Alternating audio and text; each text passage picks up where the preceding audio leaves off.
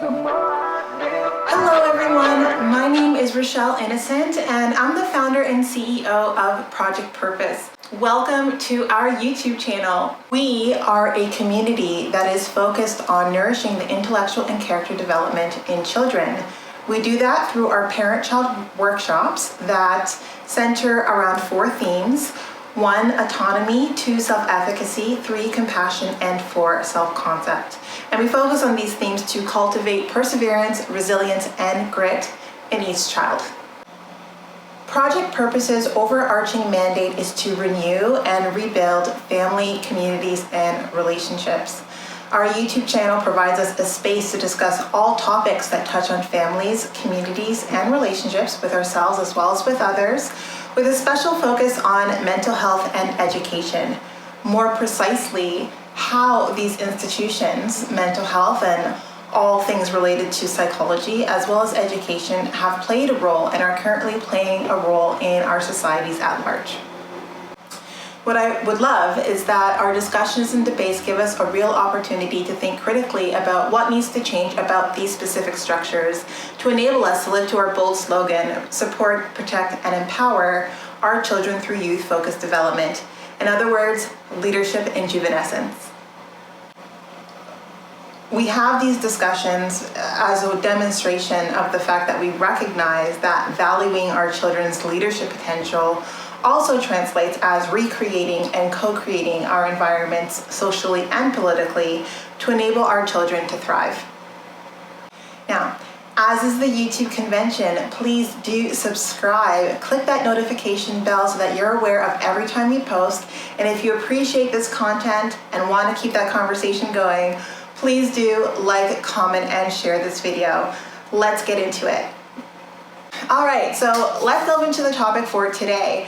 Before getting into the conversation, I did want to preface that these are my opinions, and I would like the first few videos to be more foundational, so laying the groundwork for some of where I'm positioned by way of what I think needs to change in our societies as it relates to the way we look at mental health and the way we have conversations about mental health, and also the way we educate our children. So I'm going to do my best to substantiate my points of view. My points of view are, in my opinion, very well informed. And I want to make sure that I share that with you, but I also want an opportunity to have you challenge my perspectives. If you disagree, I would love to know why you disagree. I'd love to get a sense of where those sources come from, whether it's experiential or based on substantiated research, because I really do want us to have lively debates and to really have critical discussions around the things that need to change in our environments so that our children are raised in a different climate. And I think that a different climate, specifically a better climate than the climates that all of us have been subjected to and raised in, because life is about growth and evolution. Yes. So before we start, I have prepared myself a coffee today. And so this mug, also French, this mug actually is from Paris, it's from Paris. And it says, Le matin avant mon café, j'y suis.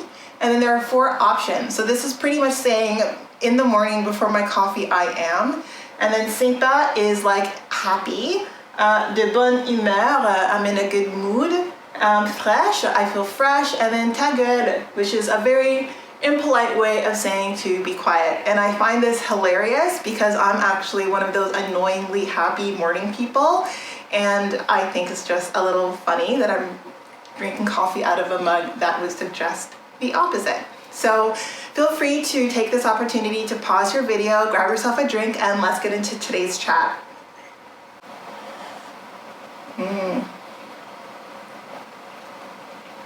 So good. I need to be careful because in my last video, I realized that the mic really picked up on my drinking in my beverage, and this is not an ASMR video, so I'm going to try to be much more delicate in the way that I drink my drink. My apologies for that in the first video. All right, so this video is really taking a look at mental health and the industry that is built around each of our mental healths. And, you know, this is important. I think this is an important conversation for us to have and for us to think critically about, because we need to recognize that mental health in and of itself is a billion-dollar industry. There are many people who unfortunately benefit from our mental illness. And I think that as we become more open and sharing and having conversations about our mental health, I think it also means that we need to also give ourselves a toolkit to think critically about how we're being diagnosed and how we're, being made to see ourselves within a specific lens that may be less than healthy. Especially when there are people who are profiting off of mental illness, it's not always the case that the people who you're commissioning and who you're trusting with your mental health are making the right choices and are motivated by the right things. And I want to have a conversation about that because I think history informs our realities, and those who forget their history are misinformed about how they engage and navigate in their present realities. So it's important that if it is the case that we're looking for solutions and interventions to help us to maintain or to improve our mental health, that we're doing so in a way where we're informed of all the players within the industry, of all the motivations, the desires, the interests, so that we can make sure that we do the best that we can for ourselves and that all our decisions that we're making are with ourselves in mind. I want to call on 3 specific points that I made in my initial video, and I made them sort of, in passing, but they're important points. And the first point was the way that a mental illness is defined. And I specified in my first video that a mental illness is not necessarily rooted in a neurophysiological disorder or effect or ailment in your brain, which means you can have a perfect brain by way of chemistry and composition, and you still have a mental health illness or a mental health disorder. Important distinction that we need to make between a mental health issue that is rooted in the composition and chemistry of your brain and a mental health issue that is not rooted in the composition and chemistry of your brain is the way we treat them. And it's important that the treatment aligns with the source of the issue. So if your mental illness is a behavioral illness, and we'll talk a little bit more about how a professional would distinguish that, then the intervention should also be behavioral because it has nothing to do with the composition and the chemistry of your brain. In the other sense, if your mental health issue is rooted in the neurophysiology of your brain, sorry, sometimes I get a little tongue-tied with that, but if there is a specific part of your brain that, either the chemistry is a little bit off, or you've had an injury, or there's a bit of a development lapse, and there is substantiated evidence that has been corroborated by multiple professionals that says, hey, yeah, there's this issue with the composition and the chemistry of the brain, and as a result of that, these are the behavioral manifestations, then yes, it makes complete sense that those interventions are treated with medication. The issue here, though, is that there are a lot of cases, and in my opinion, too many cases, where we have mental health illnesses that are strictly rooted in behavior. There's absolutely nothing wrong with the composition and chemistry of your brain. You have an otherwise healthy brain by way of composition and chemistry, and yet you're still being prescribed medication that alters that chemistry as part of your intervention. And this is something that I'm very deeply against. And I think we're going to delve into the DSM. So this is the Diagnostic Statistic Manual that psychiatrists, psychologists, GPs, and medical professionals who are licensed to prescribe medication are utilizing in order to determine if whether or not what you're experiencing by way of symptoms qualifies as a mental health issue. And through the years with the different editions, lots of evolutions have taken place.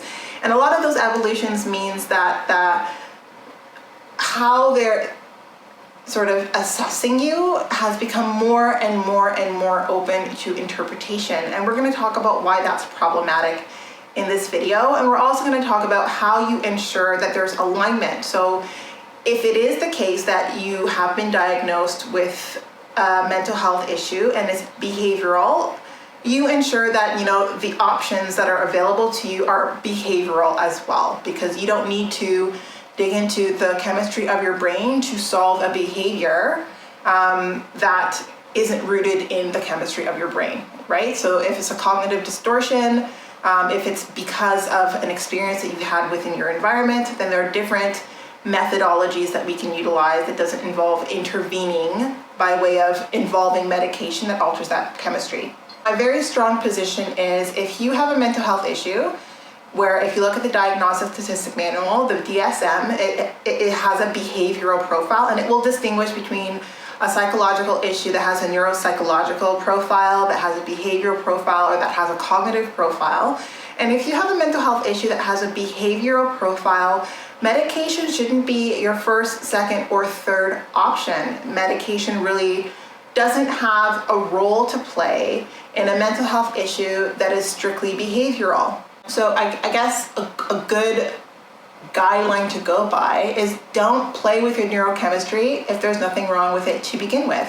Your neurons and the cells in your brain are not like the cells in the rest of your body. If you lose them for good. There's not a whole lot of regeneration happening with the cells in your brain. So you don't want to go down that rabbit hole where you're playing and altering the neurochemistry of your brain, and then you're realizing that there are much worse symptoms that you're now needing to manage that's going to require potentially a lifelong sort of suite of medications to help to try to get back to where you were before you even took your first pill. And I'd love for us to avoid that, for us to not become medically dependent or drug dependent for the sake of, having a normal existence when we never needed to take pills to begin with. And this is a huge issue within the mental health industry. There's a lot of prescriptions being taken or being prescribed that are completely unnecessary.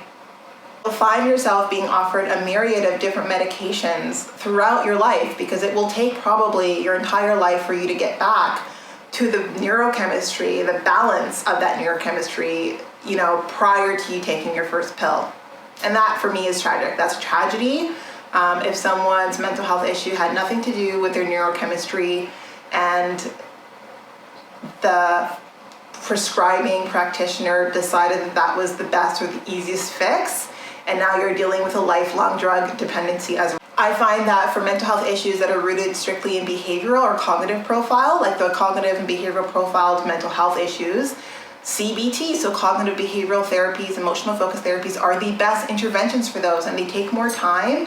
It's not a quick fix like a pill, but they are actually effective. So once you go through those programs, you have a better chance of not living with that same issue. As opposed to taking a pill that masks the issue but is still there, you want to give yourself the opportunity or the chance to really find yourself free of that behavior that is holding you back. And I think that means that you align the intervention with the profile of the mental health issue that you're sort of dealing with. So behavioral profile, as by way of the mental health issue, you want a behavioral focused intervention. And some of the best ones out there are cognitive behavioral as well as emotional focused. And what I want to reiterate is you always want to see a parallel between the intervention and the profile of that mental health issue. What is the case and has become more and more the case as the DSM has evolved is you'll find a mental health issue that has, let's say, a behavioral profile, yet all of the interventions are playing with the neurochemistry. So they're like a neuropsychological sort of intervention model, and that's misalignment. That's something that needs to be addressed. If a mental health issue has a neuropsychological profile, in order to even determine and to confirm its legitimacy, you need to run brain scans. There needs to be tests. They need to look into the actual composition and chemistry of your brain before they can conclusively tell you, yes, absolutely, like this is the issue. If someone is just looking at you and asking you a couple of questions and then telling you that you have a mental health issue that has a neuropsychological profile, that is a red flag. That is something that you need to be concerned with. Neuropsychological profile mental health issues require that same level of investigation. And there are too many situations, and we're going to talk about the statistics in a later video, where doctors are sort of swinging by the hip, and they're asking you a few questions and then telling you that you have a mental health issue that has a neuropsychological profile, and then prescribing you drugs that will alter the neurochemistry of your brain. And if you're not going through the tests, if they're not going through the specialists to confirm that there is indeed an abnormality in the composition or the chemistry of your brain, if they're just asking you questions and then from there deciding to play with your neurochemistry, that is highly problematic. And when we talk about the route of diagnostics, we're talking about a route of diagnostics that is going to confirm if there's an ailment, if there's an injury, if there's an abnormality in the composition or the chemistry of your brain, which can be a byproduct of development, it can be a byproduct of an injury. So in this case, prescribing medication, absolutely necessary. If this is not the case, then medication really shouldn't be part of the intervention. Mental health issue is behavioral, strictly. Nothing wrong with the brain composition or chemistry, then the intervention in and of itself should be a parallel and should be behavioral as well. And this is a non-negotiable for me. And it should be a non-negotiable for everyone. And I think the reason why there's confusion is because very few people understand the mechanics behind how a mental health issue is first referenced as such and then treated as such. And when there aren't enough people to critique the way that the professionals are sort of delivering their expertise to the market, if there's not a lot of policing going on and there's this blind trust that takes place, then you as the end user, the consumer, you're the one that's going to get knocked for it, right? So it's very important that everyone has a baseline understanding of how it's supposed to work so that we can all sort of raise the red flag when it's not working appropriately. Really, I guess the point that I'm making here is if you have a mental health issue that is behavioral, you do not want to expose yourself to a drug intervention that has, the ability to completely shift the neurochemistry of your brain when there was nothing wrong with it to begin with.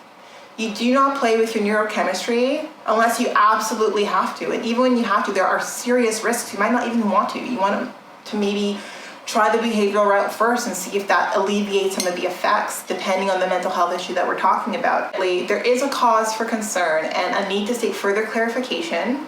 If you're having a conversation with your mental health practitioner and they're suggesting that you have a mental health issue that has a behavioral profile, and you can do your own research, the DSM is available to the public. You can buy it or you can look for it online. If they're telling you it's a behavioral profile and then telling you that you need prescriptions for it, that is a red flag. You always want to see a parallel between the intervention as well as the diagnosis that you're being sort of prescribed with. And it's the same. If it's a neuropsychological profile, you want to make sure that they're doing the appropriate tests to confirm that it's indeed a neuropsychological profile. So if you're seeing that the diagnosis is neuropsychological, but they've only asked you a few questions to confirm it, that's also a red flag. You would want to probably seek a different professional and not even use that professional at all. So this isn't even about clarification. It's like, okay, you're not even giving me, the appropriate tests to look into the composition and chemistry of my brain, but you've decided that I have a mental health issue that has a neuropsychological profile. It's time to run away from that professional. But if you do have a professional who's saying that you might have a mental health issue that has a neuropsychological profile and is running those tests to confirm, then it's a better, at least there's alignment there. And you want that alignment, and you probably still want a few extra expert opinions and from doctors who aren't in the same community. So doctors who are part of different governing bodies or, don't have personal ties. My opinion is if you have a diagnosis, a mental health issue that has a neuropsychological profile, and yet the diagnostic criteria is behavioral, so they're not actually looking to make sure that they're right and they're looking at the composition and the chemistry of your brain, that's reckless psychology. If you have been given a diagnosis of a mental health issue that has a behavioral profile, but then they're prescribing you medication that alters the chemistry and the composition of your brain, that's reckless psychology as well. You always want to see alignment, and you never want to expose yourself to drugs unnecessarily.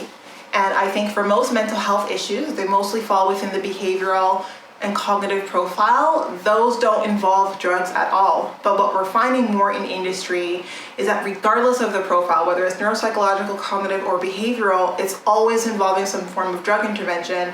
And that is problematic. And that's what, we're hoping to address. I'm hoping to provide the education required so that you know where to look, what to look for, so that if you're being prescribed a medication, if whether or not that's just overkill, that's overdoing it. And overly means that your doctor, that specialist, does not have your best interest in mind. There are different motivators that are influencing the intervention that they're suggesting for you, which is not okay, But regardless of whether it's okay or not, you are now empowered with the information that you need to ensure that you don't fall victim to, that shift in,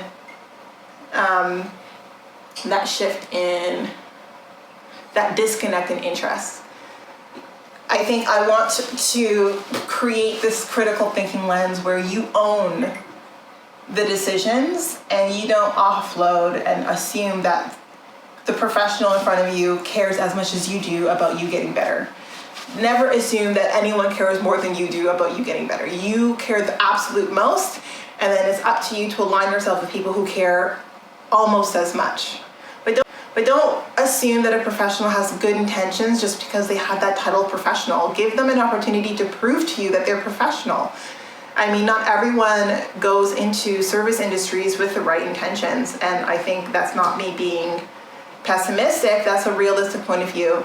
And there are different mediums and methods that you can use to protect yourself and ensure that if you're commissioning someone to help you feel better and to be better, you're commissioning someone who has the ability to demonstrate their professionalism. Don't assume professionalism just because someone has the education and has the credentials. Give every professional an opportunity to prove themselves to you.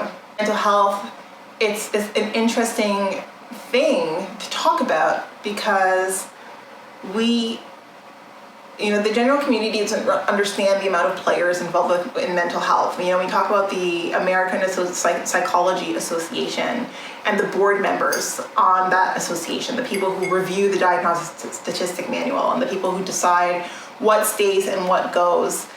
Not everyone is there because of competence and credibility. Some are there because of privilege and prominence because of the people that they're connected to, and recognize that pharmaceutical companies have a huge interest in different mental illnesses staying categorized as mental illnesses and different, interventions involving drug interventions. And they have very close, there isn't enough done to create separation between the board members and those pharmaceutical companies. Pharmaceutical companies are players in your mental health ecosystem, and they're not the players that have your best interests in mind. These people have made money off of, for years and years. It's $1 billion industry off of you being ill, and they've made money off of keeping you ill. And this is a realistic point of view. And now there's a shift and there's this focus on mental wellness, but if they spent years historically not only keeping you ill, but being able to sort of validify and substantiate their research off of harming and exploiting marginalized communities, then that history needs to be present in our decision making as well. Let's think, the mental health system, or sort of the mental health ecosystem, consists of therapists, psychologists, psychiatrists, general practitioners, nurses to some extent, pharmacists to some extent, the pharma peddlers, the pharma salespeople, researchers, scientists, academics. There are a lot of hands in the pot of mental health, and there's a lot of social and political interest involved in outcomes of mental health. We've talked about this before. And I think one thing that we've forgotten, some of us, is that the history of mental health is not, perfect. A lot of why there are ethical boards is because there's been gross breaches of ethics. And, there have been many crimes against humanity that have been committed in order to progress the needle on our understanding of mental health and sort of the growth and development of psychology. And that needs to play into our decision making. We cannot allow ourselves to be ignorant of what has been allowed to take place in the field of mental health in the way that we determine if whether or not mental health as it stands now is best sort of equipped and organized to support us into mental wellness. Another point that I mentioned in my original video is that there are specific behaviors that are othered just because of cultural norms. And one behavior that really always, it is a personal pet peeve, is when I see that, PMS, so PMDD is the specific acronym for premenstrual dysphoric disorder. And the fact that it's still in the DSM as a depressive profile, so this is a behavior profile that's depressive, is completely sexist, because there is absolutely nothing about something that is very natural to each woman that where it should be in the DSM. You know, it is not a mental health issue. The symptoms that come with what happens every month for the majority of a woman's, you know, pre-adolescent, adolescent, adult life is not behavior that should be othered. And the fact that it's still othered despite the progress that we have in our society is hugely problematic, and it is a reflection of the diversity that sits on those board meetings. The fact that no one's raised the red flag is like, you know what, these are symptoms. It's not appropriate that we other behavior that are, you know, aligned to females, you know? So that's why I'm saying, just because it's in the DSM doesn't mean it should be in the DSM. It doesn't mean that it belongs there. There's a lot of diagnoses and mental health issues that are in the DSM. There's still lots of controversy within the communities as to whether or not it should be distinguished as a mental health issue. And PMS, PMDD is a perfect example of that. And there are lots of behaviors that should be in the Diagnostic Statistic Manual, and there are not. One I've made up, fragile ego syndrome. And we've all been a victim to fragile ego syndrome. Case in point, you tell someone no. They decide that, you know, it's absolutely not your right to tell them no. They become punitive, they become spiteful, and they do all these things to you because you had the audacity to say no to them. And this is involved in mostly romantic settings. And I'm not going to genderify this because men experience it as much as women do. And like my personal experiences are based on me being a female. But, you know, if I'm at a party and you ask me to dance with you and I say no, the result of my no shouldn't be you throwing your drink on my back, which has happened to me. Or, you know, I get you thrown out of the party, you come back and you harass me and you're saying, hey, I'm back in the party.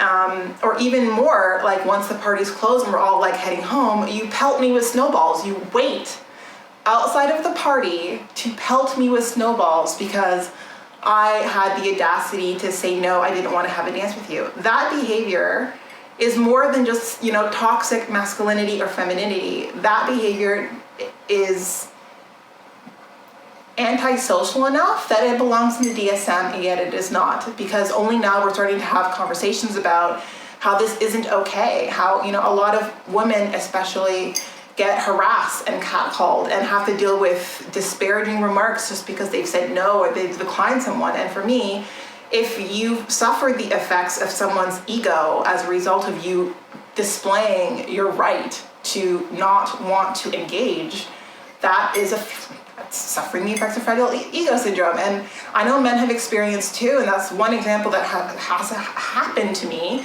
And for me, this isn't behavior of someone who is stable, and yet for whatever reason, this behavior has not been researched and categorized and disordered, and there has not been an intervention model built to deal with it. We're all dealing with it on a day-to-day basis. We're all figuring out our own ways and our tools to kind of gauge this behavior. The DSM is so far behind, and my personal view is that there are too many people, you know, on those boards who empathize with that behavior, who find reasons to justify it, because why hasn't it been included as yet? And yet still PMDD, so PMS is still in the Diagnostic Statistic Manual when it's absolutely natural. It is not depressive. Being emotional is not the same as being depressive. And I think the fact that those things are still intertwined, it's sexism. You know, that is sexism.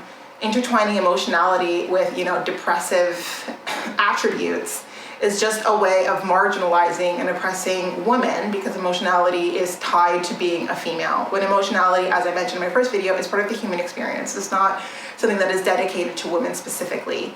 And that's one example of why the DSM is a very, it's a tool that we should use 100%. It's better than nothing, but it is absolutely not perfect. And you still need to use a critical thinking lens when you're being prescribed medication, when you're engaging with a professional. Last point, I believe it's very important that we recognize that there's a lot of misdiagnoses that takes place within the field of mental health. I mean, professionals are not infallible. We can't assume that they always have the right answers. And the DSM, as I mentioned, is very open to interpretation. There's, it's not as concise, as cohesive, as clear as it could be, as it should be. And that's why we need to do our due diligence to ensure that we're being offered the best set of interventions, of models, and the only way to do that is to equip ourselves with the toolkit to navigate that terrain safely. And I think that if we have more conversations like this, if we develop awareness, then we have a better sense of what is sort of accessible to us and what is the best fit just based on our current circumstances. So hopefully this is a first step. I'm hoping that this was informative. And again, if you want to keep that conversation going, please do subscribe, like, comment, and share this video. Until next time.